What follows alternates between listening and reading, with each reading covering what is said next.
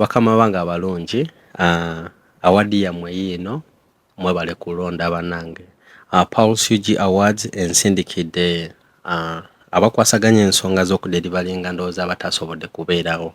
I really apologize olw'okuba nga saabaddewo lwa nsonga our weekend was very tight, twabaddeko n'emikolo, so ne tulemererwa okufuna representative atukiikirira okulaba nga tufuna award eno.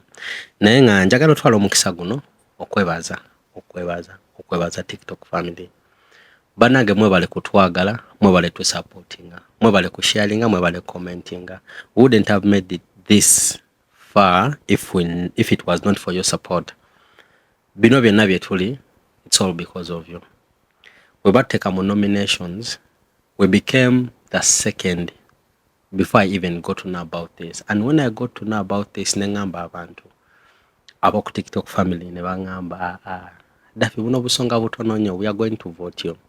People sent me messages mu inbox ya TikTok asking how to vote. They voted, they even shared it to other people. Abantu ne voting okuva ku macha paka lwaggulo ne basigala nga votinga. And another thing, sigamba mbu tulina abantu bangi abatufollowing nedda, naye abantu betulina abatono batwagala ate batwagala ebyaddala. Bannange siyinza kubeebaza, simanyi ng'e gye nnyinza beebazaamu, but I really appreciate you. Mwebale kutwagala.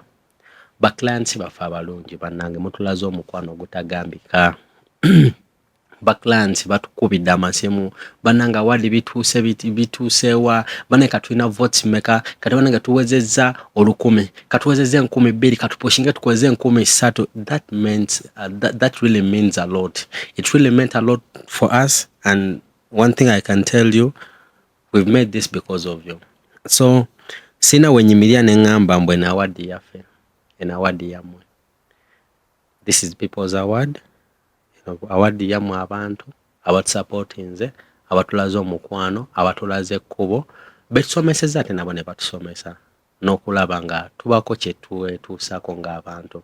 En award y'aba service provider bajja ku Daffy Arts Podcast ne bapako kye bayigiriza eri abantu. En award y'abantu batwagaliza era abantu abatusuubiramu ekintu ekinene era nga tugenda kituukiriza. So sina bingi bya bagamba, but I just made this video at least for you people to see that efforts zammwe ez'okuvotinga n'okusharinga link tezigendedde bwerere. Mwebale nnyo, mwebalire ddala. From the bottom of our hearts, we appreciate you. As Daffy Arts Photography, Daffy Arts Podcast. Forever sweetest on the lens, more than the camera as usual. Now we do it every day. Peace and love, though. Yeah, man.